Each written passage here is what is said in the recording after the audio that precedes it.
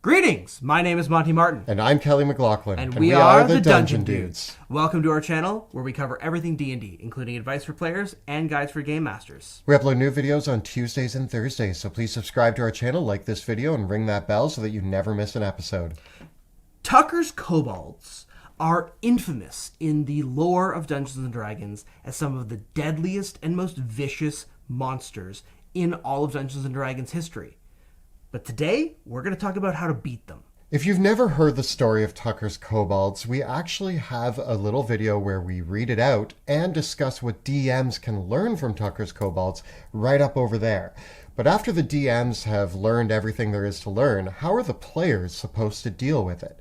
Well, there's a lot of tricks, and if you actually listen to the story, we're going to adapt this to 5th edition, so not everything will be the same as it was back in AD&D when this story was published, but there's a lot of ways that you can actually get around all of the hazards and dangers of Tucker's Kobolds. There's a lot to discuss, so let's get rolling. So Kelly and I, in reading the original Tucker's Kobold story, wanted to analyze some of the facts of the encounter, because Tucker's Kobolds is a very vicious scene on the page. But let's look at a couple of the facts that are there. First, the stats of the kobolds themselves. In the story, quite explicitly, Morris mentions that Tucker's kobolds had 1 to 4 hit points. They were basic kobolds. And while the story does mention some kobold commandos that were able to split, move, and fire, and some kobolds that were wearing metal armor, nothing else about the story indicates that these kobolds had been leveled up and were super beefed up. Most things seem to indicate that they were just the basic run-of-the-mill kobolds with a pretty deadly plan. In order to paint a vivid picture, we're probably going to have to make a few assumptions. If we imagine that the kobolds are wearing metal armor and shields, some of them, they might have an AC upwards of 18. I wouldn't imagine them having an AC of 20. Maybe they do. But even then, with only 1 to 4 hit points, once you get over that AC, you're probably killing it in one shot. The one thing that isn't defined in this story is how many kobolds there were. The picture painted by these words gives me the idea that at any given time, the players may have been dealing with between 20 and 30 kobolds. Yeah, there could have been dozens. Maybe this was a whole kobold colony with hundreds of kobolds living there. It's a little unclear, but we're going to assume that this is a ton of kobolds. Now, the other detail that is explicitly stated in here is that the player characters are between levels 6 and 12. More specific even is that their mage character, the wizard, was level 12. With characters ranging from level 6 to 12, we can assume that they have a pretty high to hit and access to some decent abilities and spells. Yes, the story explicitly calls out the magic user being asked to cast Fireball, and they don't. But if we've got a 12th level magic user, we can definitely assume that the characters have access reliably to 3rd, 4th, 5th, and maybe even 6th level spells. So they're not newbies. This is not level 1 characters getting murderized by super vicious kobolds. These are experienced mid to high level player characters that should have a pretty beefy arsenal. The adventure even calls out that they go down to level 10 where they fight some demons that are big flaming demons. And if you're going back to the old lore of Dungeons & Dragons, there was this conceit that the level of the dungeon corresponded to the level of the player characters. So level 1 of the dungeon was meant for level 1 characters, and level 10 would have been meant for level 10 characters. So under that sort of assumption, we're leaning more towards the player characters being able to take on level 10 threats and survive with some fatalities. The last thing that we know, based on the text in the story, is that the player characters were aware of the presence of the kobolds. They detailed, their party leader specifically states, we're going to be dealing with Tucker's kobolds, and is analyzing maps of the dungeon to try to plot a course where they have to deal with as little of these Tucker's kobolds as possible. So they know the layout of the dungeon and what they're going to be dealing with. So looking at a couple of the different scenes, one of the first things that happens is the kobolds lock the player characters in the dungeon only 60 feet in to the dungeon and then set the room on fire. And this is the kind of the tactics that we see the kobolds using through this entire dungeon, is combinations of fire and traps and murder holes and all of that. So they're in a room on fire. What puzzles me about this horrible situation, yeah, it's horrible, but if the doors are locked, these aren't iron doors. The way that everything in this dungeon is described sounds more like it's very ramshackle and put together. Wood and stone. So could they have burned the doors down or broken the doors down and just ran back out the other way? Probably. Probably. But knowing that this had happened and they're higher level characters, I mean, right away, they would have had Dimension Door. They could have teleported past or retreated that way. These high level characters have access to a number of spells and abilities, so a lot of teleportation and maneuverability. Not only that, but I'm sure you could take actions with water, or if you had a cold spell or any sort of magic item that had like a decanter of endless water.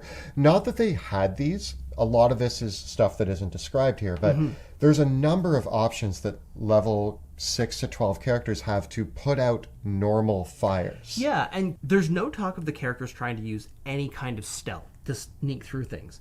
A modern 5th edition party could have turned the entire party invisible, or could have been using Pass Without Trace, or just really high level stealth skills to not get ambushed. It also begs some questions about perception and where that was. In the original story, of course, this is 1987, so things like the perception skill and scouting are kind of much more ambiguous under the rules. So it's understandable for the original story, but for a modern context in 5th edition, those would be factors that would be at play here. I do want to point out that as we're going through this, obviously the original Tucker's Kobolds was designed for a very different game table than the ones that we see today. But as we adapt it to 5th edition and what we learn from Tucker's Kobolds, the question becomes, how do we deal with it now? So we're not raining on Tucker's parade here. Tucker did an amazing job. Yeah. It's just now we have more at our disposal. And I think not only do we have the fire room, but as we move on to the other problems presented here, there's the fire room, and then there's the murder holes. Yes, so I'm imagining that this was a corridor where the kobolds had arrow slits down the sides, and they had murder holes up above that they could dump fire and shoot their light crossbows on the players. And so the players wouldn't be able to make melee attacks through the walls or the ceilings. Now, that is great tactics for the kobolds. Yeah. But we have some tools at our disposal to help this situation. I think first and foremost, if you have any ranged character who has sharpshooter's main feature, other than the great plus 10 damage, but you Which you don't need here. You don't need that, because you only need to do 1 to 4 damage, which you're going to kill a kobold if you hit it. They get to ignore cover if they have sharpshooter. So if we have any rogues or rangers or a fighter who has archery, if they have taken sharpshooter, these murder holes are of no issue to them. Yeah. Now, what the party could also do is try to cleverly block the murder holes or the arrow slits from the other side. I'm actually imagining maybe the cleric slamming their shield up against one of the murder holes and just trying to block line of sight in that way. But characters could also find other ways to block line of sight using their spells, like Fog Cloud or the Darkness spell. Anything, because you just have to get through the corridor, and those spells would have prevented the kobolds from making those attacks effectively against the players. It's still going to obscure the corridor while the players go down it. Better to be obscured than to be shot to pieces. And again, with only 1 to 4 hit points, it's pretty easy to take them out. So if only there was a low-level spell that could automatically hit. Well, there is. It's probably one of the most famous spells in D&D, Magic Missile, and each bolt of Magic Missile is likely taking out 1 kobold.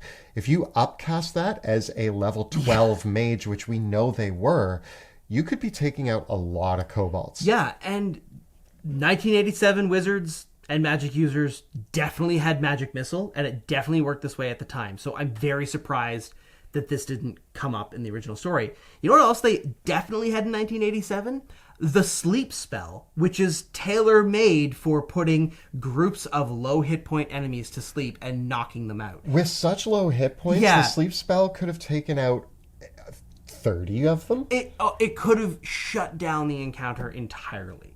And so it's very surprising that both Sleep and Magic Missile, two of the oldest spells in the game, two of the most classic spells in the game, that are both available to low-level Magic users, were not even considered as a factor in this adventure. And I think that it also is an interesting counterpoint to challenging the player characters when you have spells like Sleep and Magic Missile that have been part of the game forever. You know what else has also been part of the game forever? Monster summoning spells. And you could have summoned a monster on the other side of those arrow slits.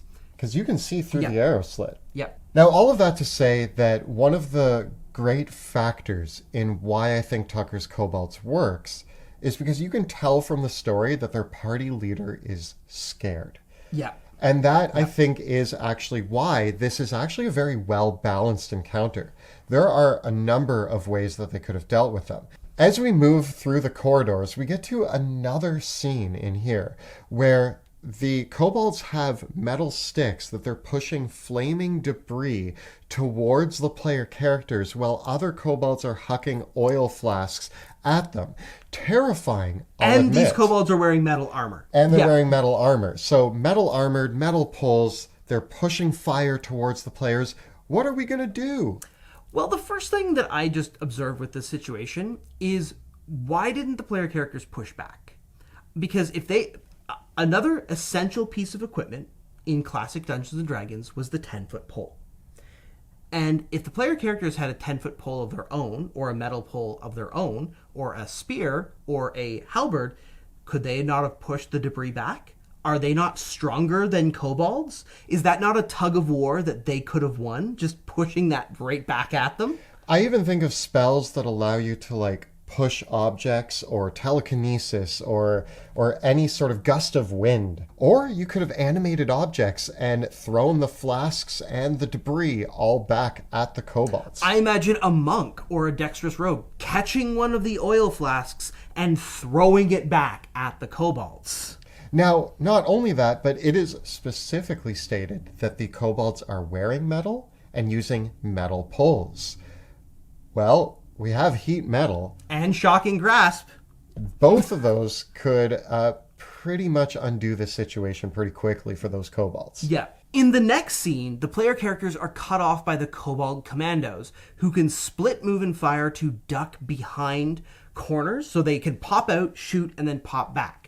Now, this would have been a very unique move in 1987 in the original story, but nowadays most monsters and player characters can do this split move and fire because you can break up your move with attacking as well. And so the player characters could do the same thing back to the kobolds. They could also ready in action. And again, if you have your sharpshooters, Yep. your rogues, your rangers, your fighters with archery, even a good javelin throw can take one of these guys out. So all of the player characters just need to ready in action that when the kobolds pop out, they fire on them. And there go all of the kobold snipers. The story also talks about how the kobolds had honeycombed the dungeon with small little tunnels that only they could crawl through. And the only thing that I can kind of think about, which is kind of war crime level territory though, is casting Cloud Kill. I mean, cloud kill, but even the simple actual method of if there's a bunch of fire and flammable flasks in here, if you smoke out Yeah. the little tunnels, you can get all the kobolds to flush out. Yeah, and you could also have spells like Shape Stone or Pass Wall to allow you to navigate around these things. Maybe even you becoming gaseous form to get around things.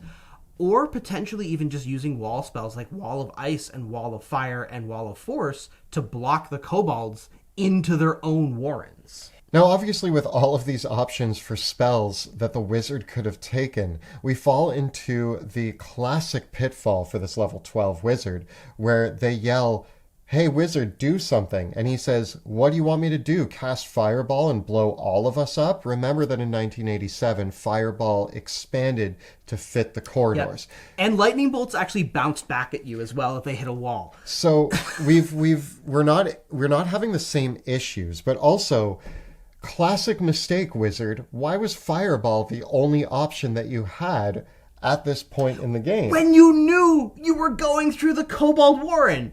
Like, you were planning this, right? Where's your Cone of Cold to deal with the, like, you could have packed spells specifically to deal with this. Second of all,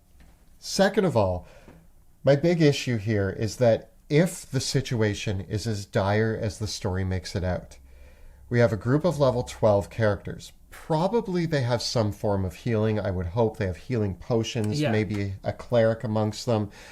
The Kobolds, again, 1 to 4 hit points. If you did drop the Fireball and blew up the entire corridor and hit everything there, including your party, guess who's still standing and guess who's not? In dire situations, if my back was against the wall, I would still drop the Fireball, clean out all of the Kobolds, and take the 30 damage for my party. If the party had fire resistance potions as well, which the Kobolds were using fire against them. And so it seems to me, it's always been the thing that doesn't make sense to me about the story. About obviously the Kobolds were completely fine with holding flasks of oil. They had Molotov cocktails that if you had cast a fire spell on them over there, that would have blown up their entire side of the battlefield. So obviously the Kobolds had rigged up something, or were just throwing caution into the wind. Like, they were willing to use fire against you in narrow corridors. This, to me, is the plot hole in the Tucker's Kobold story. Because the party knew the Kobolds were there. They knew about their tactics, and the magic user didn't bring a single useful spell. And we talked about how even in AD&D at the time, there would have been a ton of spells that could have defeated these Kobolds. I think in this situation, we can tell from the screams of the party leader and the disappointment and the frustration that I think fear was the best tactic that Tucker used against this party. You know what else doesn't make sense? The party was trying to go to fight big flaming demons. So why would the wizard have prepared Fireball knowing that their target was big flaming demons? Well, I think that the wizard forgot how to play D&D. But I don't think we're here to kind of... I don't think we're here to say that anybody played this poorly. Maybe we are. Yeah, I think this party was really overwhelmed by the situation. And I think that, that's kind of the counterpoint to this whole story, is that, the party ran away. They didn't rise to meet the challenge. And I think that that's actually probably, if I was Tucker, the DM, I would have wanted my party to try to beat the Kobolds. And they could have. Yeah, they could have. It could have still been a mundane encounter for a well-prepared party. But the party was prepared for level 10, maybe, not for level 1. But they knew they had to go through level 1. Yeah. So what ended up happening is they hoped that they could run through level 1 to get to level 10, but instead got trapped in level 1, and the Kobolds ended up being better prepared than the party. So is this more of a cautionary tale on why, as a player character, you need to think on your feet and have a plan? I think that the greatest downfalls of Tucker's Kobolds are scouting, planning, preparation. Yes. And that is something that all players should take away from this. If you are in a situation where you know the monsters that you're going to be dealing with, you have dealt with things like this before, now's the time to buy your potions of fire resistance. Go to town and maybe armor up a bit. Pack the right spells. Make sure you have the right equipment and gear. 10-foot poles might be helpful here. Extra shields. Maybe even thunder sticks or different way. There was so much mundane equipment too, because the Kobolds weren't using magic against them. It was just their own mundane equipment. Flasks of water. So much that could have been brought in. I think that Tucker's Kobolds is an excellent example of the party expecting to breeze through a low-level encounter. Yeah. But if the monsters are smart and crafty, they can pose a challenge to higher-level parties. And parties shouldn't underestimate what a few flaming flasks and murder holes can accomplish, and should be prepared to deal with monsters of all types and all situations at higher levels. So, in analyzing the Tucker's Kobold story, I hope that some of the takeaways from this are more creative ways that both dungeon masters can run their encounters, but also ways that player characters can respond to the tactics and rise up to that challenge. Because I think that if the player characters were not focused on running away and losing their minds because the things didn't go to plan, and had they come up with a plan on the spot, I don't think that this was unwinnable. I don't think that this was unbeatable at all. I think it was actually very clever, and the biggest disappointment of the story is that the player characters didn't rise up to that challenge. I think that this is still an incredible story and has great value for both dungeon masters and players. And that's why we've done these videos, because I think there's a lot to learn from Tucker's Kobolds. An article that was written 35 years ago from the time that we're filming this, and still is relevant today. DMs still struggle with how to make lower level monsters a threat. Tucker's Kobolds shows us how. Parties still underestimate and don't plan properly for encounters. And Tucker's Kobolds shows us exactly what happens when a party falls victim to a well-prepared enemy when they haven't done the right preparation. It truly is a timeless story, and it's a wonderful look back at where the hobby has come from and where it still is today. A lot of it has stayed the same, and I think that's actually very comforting to know that D&D through all these years has maintained the fact that kobolds and traps can still be scary. So if you have survived any death trap dungeons, tell us about how that went in the comments below. The videos that we create on our channel are made possible with the incredible generosity of our Patreon supporters. If you enjoy the work that we do here on YouTube, please consider backing the channel by following the links down in the description below. And if you want to see us dealing with all sorts of traps, puzzles, and monsters, you can check out our live play in the Worlds of Drakenheim, which airs Tuesday evenings on Twitch. You can find all the previous episodes right up over here. And we've got plenty more advice for dungeon masters and players alike right up over here. Please subscribe to our channel, like this video, and ring that bell so that you never miss an episode. Thanks so much for watching, and we'll see you next time in the dungeon.